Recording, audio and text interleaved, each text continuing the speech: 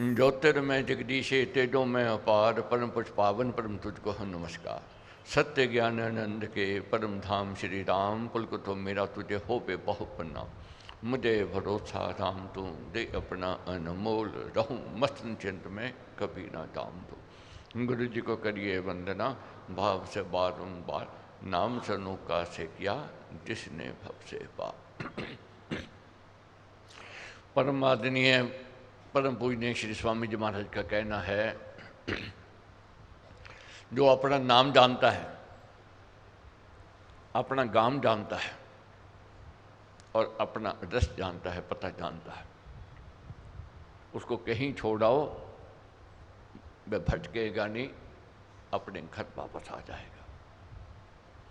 जैसे बाल है, बच्चा है, उसको अपना नाम नहीं पता, गाम नहीं पता, अपना पता नहीं पता, वह भटक जाएगा और भटकता है। इसी प्रकार जीवन है, जहां अज्ञानता है वहां भटकन है, जहां ज्ञान है वहां मंजिल है। अज्ञानता से हम भटक रहे हैं। सुख के साधन है मगर सुख का अभाव है, कारण अज्ञानता है। जैसे साधारण सी बात है, अपने घरों में ही देखो, छोटी छोटी बातें देखो।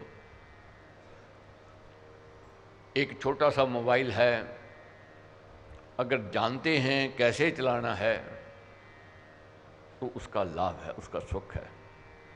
नहीं तो डिबिया है। माइक्रोवेव है, घर में चलाना जानते हैं तो उसका सदुपयोग है, नहीं तो डिब्बा है। कंप्यूटर है, घर में पड़ा है, चलाने की विधि जानते हैं तो उसका लाभ है, उसका सुख है, उसका आनंद है, नहीं तो डिब्बा है। छोटी छोटी बातें देखो। ज्ञान है तो उसका लाभ है, ज्ञान नहीं है तो उसका कोई लाभ नहीं है, कोई उसका सुख नहीं है। जीवन में देखोगे सुख के साधन हैं मगर सुख का अभाव है, अज्ञानता का कारण है। कांच को हीरा समझ रहे हैं और हीरे को कांच समझ रहे हैं।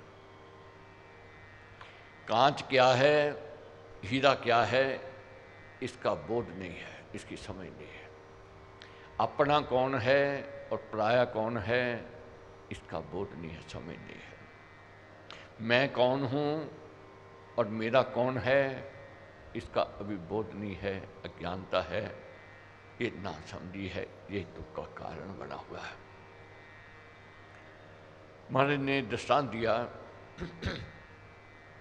एक जाट, बाजरे की फसल उसकी बढ़ गई, तैयार हो गई, चिड़ियों तोतों से रखवाली कर लिए वह गुलेल पर कंकर रखता और कंकर फेंकता चिड़ियों को उड़ाने के लिए, तोतों को उड़ाने के लिए, ताकि उसकी फसल बच जावे। तो एक दिन हल चलाते चलाते उसको एक गागर मिल गई। गागर मिल गई, उसमें बहुत छोटे छोटे गोल गोल बढ़िया बढ़िया उसको कंकर दिखाई दिए। बहुत खुश हो गया।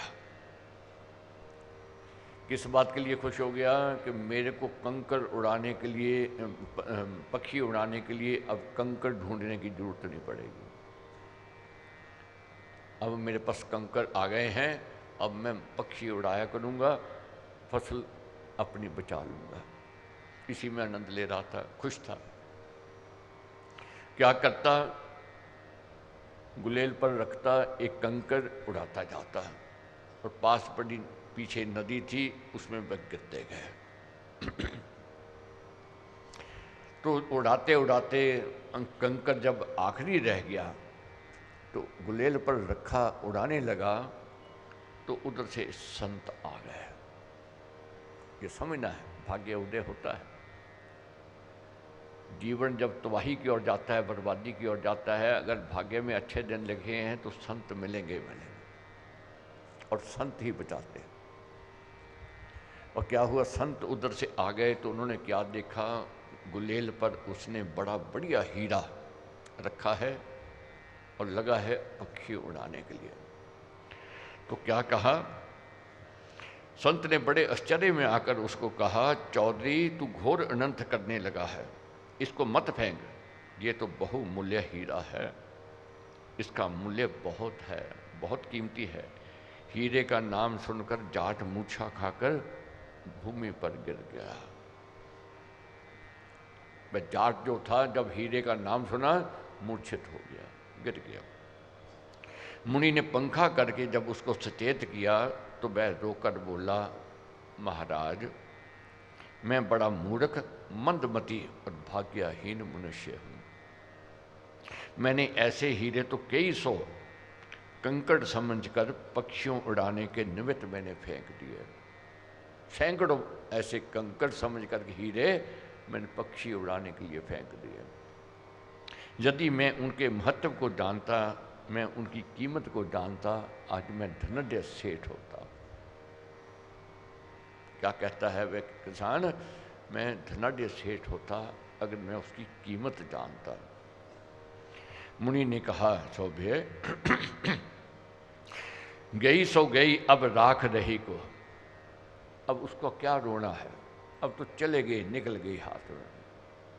अब आगे की सोच, जो तेरे हाथ में है इसको संभाल ले, इसकी कीमत जान ले। जो हीरा तेरे हाथ में है अब इसी की रक्षा कर, इसी से लाभ उठा ले। खोए हुए अब तुझे मिलने दुर्लभ हैं। तो क्या महाराज ने समझाया है, ऐसे ही समझना चाहिए कि मनुष्य जन्म की घड़ियां अनमोल हीरे हैं। जो जन इसको विषय वासना के, भोग लालसा के, मंदमान में, निंदा चुगली में, बैर विरोध में तथा वाद विवाद के पंछी उड़ाने के निमित्त काल की नदी में फेंक देते हैं, वह मूढ़ हैं, अज्ञानी हैं। ना समझी में हम लोग अपने जो समय मालिक ने दिया इसकी कीमत नहीं जानते। ये घड़ियां जो हैं बहुमूल्य हैं।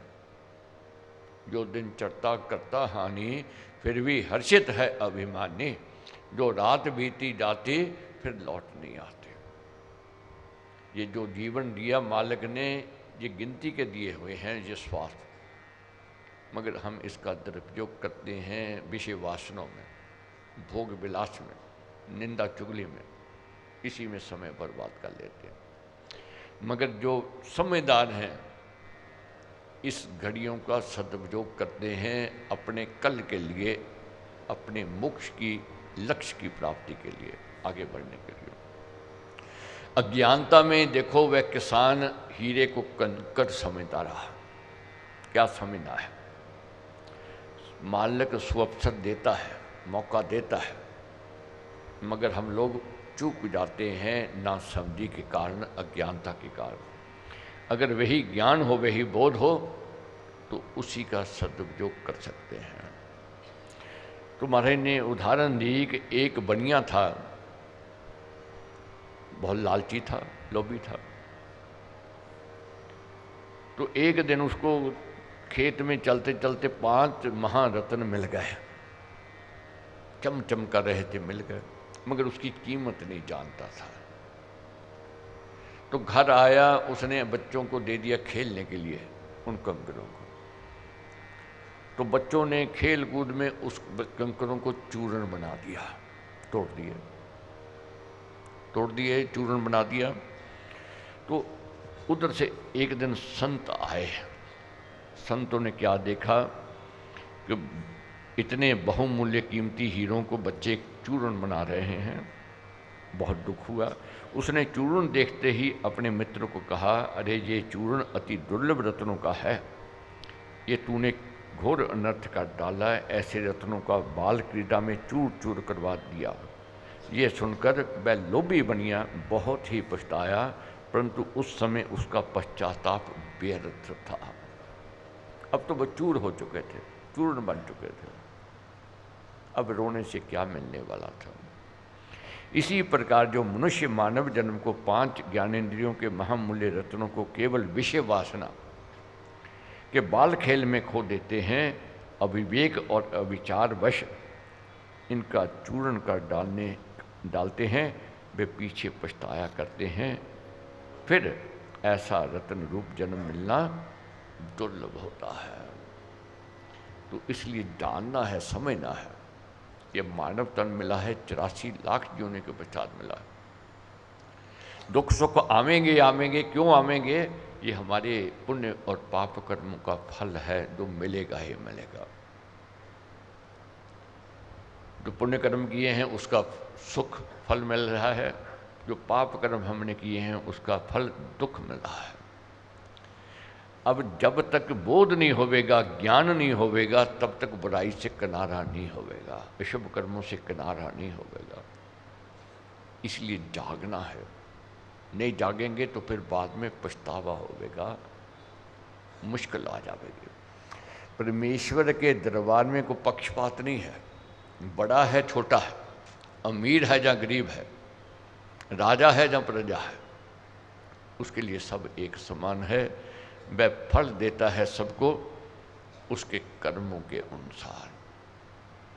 भगवान राम जो हमारे प्रभु हैं, उनके पिता राजा दशरथ, अगर उनको माफ़ी नहीं मिली है तो हमें माफ़ी कहाँ मिलने वाली है? कितने यत्न, कितने प्रयत्न, कितने यज्ञ करके पुत्र हुए, और क्या है? और वही राम जी को देश निकालना मिला, पिता से पुत्र दूर हो गए। शोक में थे राजा दशरथ, पीड़ा में थे, दर्द में थे, अंतिम स्थिति में आ गए। तो रानी कुशल्या पूछती है, महाराज सदा मैंने देखा है कि यहाँ पर यज्ञ होते हैं, धर्म कर्म का काम होता है, पर हित परोपकार का कार्य होता है, संतों का आशीर्वाद मिलता है, तो आज क्या कारण है, सुख का अभाव क्यों आ गया? आज अयोध्या वीरान पड़ी है, विधवा के समान हो गई है। आप दुख में हो, पीड़ा में हो, तकलीफ में हो, और कोई भी आपका पुत्र आपकी सेवा करने के लिए यहाँ नहीं उपलब्ध है। कौन सी गलती, कौन सा अपराध आपसे हुआ? तब राजा दशरथ ने कहा कि रानी, जब मैं युवा अवस्था में था, मेरे को शौक था शब्द भेदी बाण चलाने का। शब्द भेदी बाण क्या है? जिधर से आवाज़ सुनी उधर बाण छोड़ दिया। तो मैं बाण छोड़ता था, इसके अभ्यास के लिए मैं सरजू तट पर जाता था। तो वर्षा काल था, बरसात के दिन थे, तो उस रात्रि में गया सरजू के तट पर। मैंने डब डब की आवाज़ सुनी, डब डब की आवाज़ सुनी तो क्या सुना, मैंने समझा कि ये कोई हाथी है, सूंड से पानी पी रहा है। और मैंने जहाँ से आवाज़ सुनाई दी उधर बाण छोड़ दिया, और बाण छोड़ा, वह बाण जब छूटा तो उधर से मनुष्य के चलाने की आवाज़ आई। निरपराधी को किसने मारा? मैंने तो कोई पाप नहीं किया, कोई अपराध नहीं किया, फिर ये दंड क्यों मिला? तब राजा दशरथ कहने लगे, मैं गया उसके पास, प्रायश्चित किया, क्षमा मांगी, मगर वह इतना घायल हो गया था, उसके प्राण निकल गए। तो क्या समझाया हमारा इन्हें? तब राजा दशरथ क्या कहते हैं, बोला, मैं हूँ देवी सुनाता, तुझे कर्म का भेद बताता, जैसे कर्म करे जन कोई, वैसे फल पाता है सोए। ये अज्ञानता में उनसे गलती हुई थी, भूल चूक हुई थी, उसका भी दंड मिला। बहुत गलतियां होती हैं, अज्ञानता में हो जाती हैं, नासमझी में हो जाती हैं, तो उसका दंड मिलेगा ही मिलेगा, इसको कोई रोक नहीं सकता। तो राजा दशरथ क्या कहते हैं, जैसे कर्म करे जन कोई, वैसे फल पाता है सोए। जैसा बीज भूमि में बोवे, अंकुर फल वैसा ही होवे। जो करनी करता है जैसी, उसकी गति होती है वैसी। जैसी को करनी करता है, उसकी गति वैसी ही होती है। कर्म फल पर दृष्टि न लाते, जो जन उल्टे कर्म कमाते। अंधाधुंध वह बन अन्यायी, करे पाप की बहुत कमाई। अंधाधुंध होकर के जो व्यक्ति अहंकार में, नशे में, या जवानी की ताकत में गलतियां करता है, मालिक उसका दंड देता ही देता है। फिर बाद में पछतावा होता है, मैंने क्यों अज्ञानता में ये कुकर्म किए, मैंने क्यों अधर्म किया, ये बाद में पछतावा होता है। उस समय अज्ञानता में व्यक्ति गलती कर लेता है। फल वेला पछतावे ऐसे, विष भक्षण कर बालक जैसे, आम काट जो ढाक लगावे, पुष्प देख वह बहुत हर्षावे, फल समय बहुत ही पछतावे, कर मल मल कर ही रह जावे। ऐसे ही हूँ मैं अब पछताता, किए कर्म का कटु फल खाता। क्या कहने लगे राजा दशरथ, अब मैं पछता रहा हूँ कि ये कर्म का फल मेरे को मिल रहा है। तो ये समझना है। क्या कहा राजा दशरथ, कहने लगे जो बीजी थी मैंने खेती, जो बीजी थी मैंने खेती, आज फली जीवन हर लेती, किए कर्म आए हैं आगे, अब संस्कार पुराने जागे। तो समझाया है महाराज ने, जैसी करनी वैसी भरनी। इसलिए अपने कर्मों को हमने साधना है। ये ज्ञान से ही हो सकता है, अज्ञान तब नहीं होगा। जैसे अज्ञानता में बच्चा जो है, उसके हाथ में रुपए दे दो, फाड़ देगा उसको, क्योंकि अभी उसको समझ नहीं है। मूर्ख के हाथ में रुपये दे दो, रुपया दे दो, वह फाड़ देगा, जला देगा, उसको समझ नहीं है कि इसकी कीमत क्या है। मगर जब उसकी समझ आ जाती है, वही उसको संभाल के रखता है। जैसे बचपन है, कंचे ही हीरे लगते हैं, उसको कंचे हीरे लगते हैं उस समय, क्योंकि कंचे की कीमत जानता है, हीरे की नहीं जानता, कांच की कीमत को देख रहा है। मगर जब बोध हो जाता है, वह फिर कांच को छोड़ता है, हीरे को पकड़ता है। बोध के लिए सद्गुरु चाहिए, सद्गुरु के बिना बोध नहीं होगा, विवेक नहीं जागेगा। महाराज ने एक दृष्टांत दिया कि एक औरत विधवा हो गई, पति का देहांत हो गया, एक लड़का था, अब वे अनाथ हो गया। पिता का देहांत हुआ तो व्यापार व्यवसाय ठप हो गया, कमाई का साधन खत्म हो गया। देखते देखते गरीबी आ गई।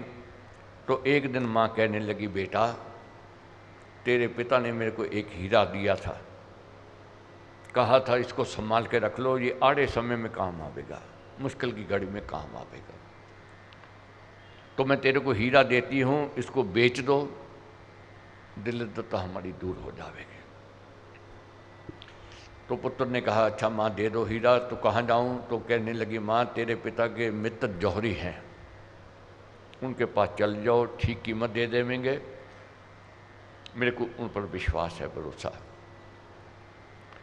तो पुत्र को बात अच्छी लगी, माँ से कहा हीरा दे दो। माँ ने तिजोरी में से हीरा निकाला, थैली में जो पड़ा था, पुत्र को दे दिया, कह दिया कि बेटा इसको संभाल के ले जाना, कीमती बहुत है। बस यही एक हमारे पास पूंजी है जिसके सहारे हम जीवित हैं, जब सुख के दिन की इंतजार कर सकते हैं। लड़के ने उस थैली को संभाल लिया, सीने से लगा लिया, संभल संभल करके पिता के मित्र जौहरी के पास चला गया।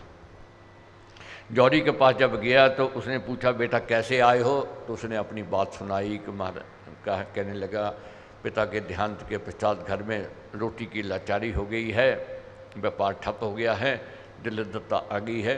तो मेरी माँ ने कहा कि एक तेरे पिता ने हीरा दिया था और कहा था मुश्किल की घड़ी में काम आवेगा, आज मुश्किल की घड़ी है, मैं बेचने के लिए आया हूँ। तो जौहरी ने कहा, बेटा निकाल लो। तो लड़के ने थैली खोली, उसमें से एक रुमाल, दूसरा रुमाल, तीसरा रुमाल, चौथे रुमाल में से जब हीरा निकालना दूर से दिखाया जौहरी को, जौहरी ने दूर से देखा हीरा, कहने लगा, बेटा ये तो बहुत कीमती है, अब तो बाजार मंदा है, अब बेचेंगे तो पैसे नहीं मिलेंगे, बाजार ठीक होगा तब बेचेंगे इसको। लड़के ने कहा कि महाराज मेरा घर कैसे चलेगा? तो कहने लगा, जौहरी मेरे पास काम पर आ जाओ, मैं तेरे को पगार दूंगा, धीरे धीरे तुम काम सीख जाओगे, और जब काम भी सीख जाओगे, बाजार तेज हो गया, बेच देंगे तो अपना धंधा कर लेना है।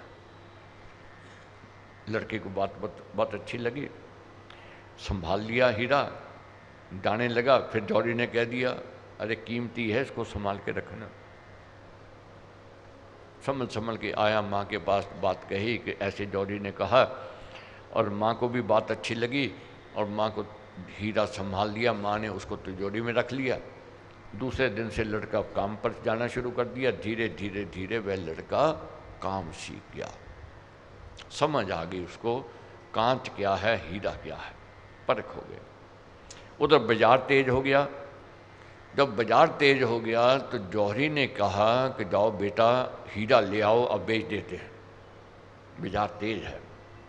खुशी खुशी लड़का घर गया, माँ से कहा हीरा दे दो।